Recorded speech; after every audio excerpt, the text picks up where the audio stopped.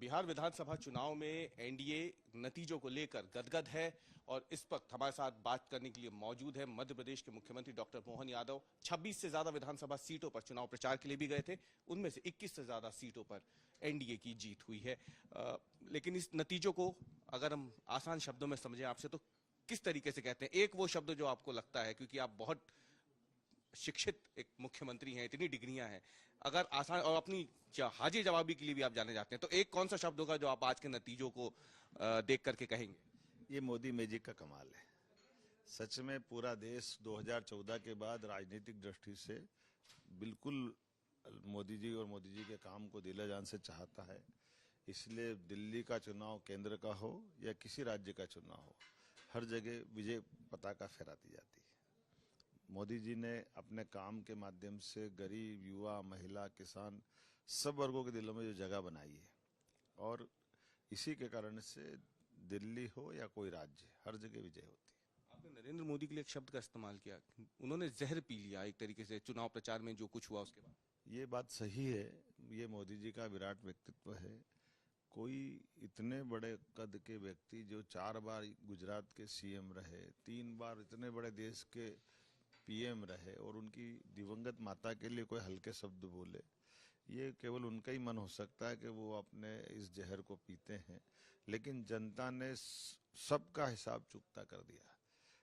मोदी जी की माता जी के बारे में बोली गई शब्द हो, या छठ मैया का अपमान हो, या बोली गई कि हल्की ऐसी बात है जिस बातों का जनता ने अपने वोट से जवाब दिया।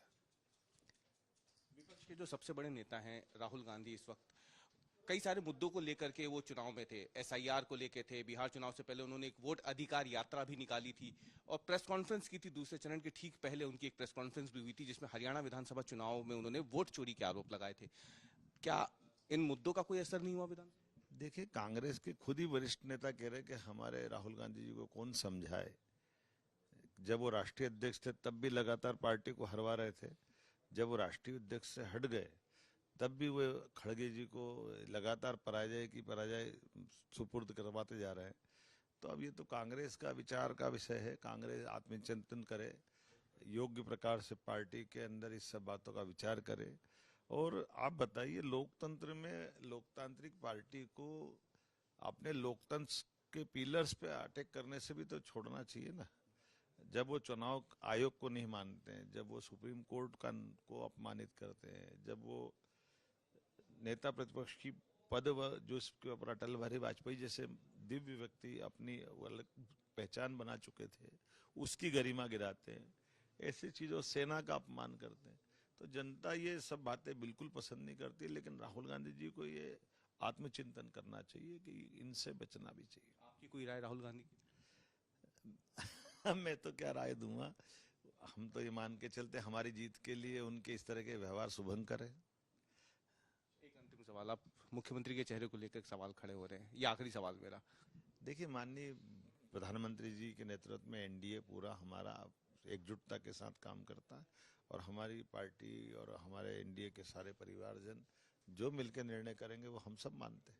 ये थे मध्य प्रदेश के मुख्यमंत्री डॉक्टर मोहन यादव, जिन्होंने आज तक से एक्सक्लूसिव बातचीत की है बिहार विधानसभा चुनाव के नतीजों को लेकर के। कैमरामैन अमरीश के साथ अवीश पाल सिंह, भोपाल, आज तक।